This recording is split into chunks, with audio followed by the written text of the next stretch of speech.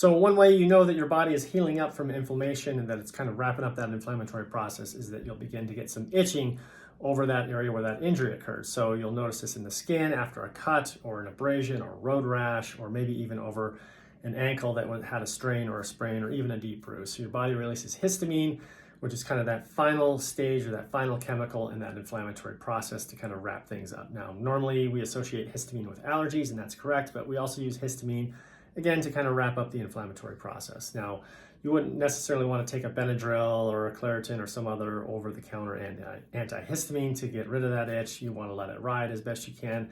But if it is making you crazy and driving you nuts, you could do a little bit of vitamin C and a bioflavonoid known as quercetin. So these are natural compounds. They act as very gentle antihistamines. You could take those to help spin down that inflammatory process and minimize the impacts of that itch from that histamine, and that'll help you get recovered and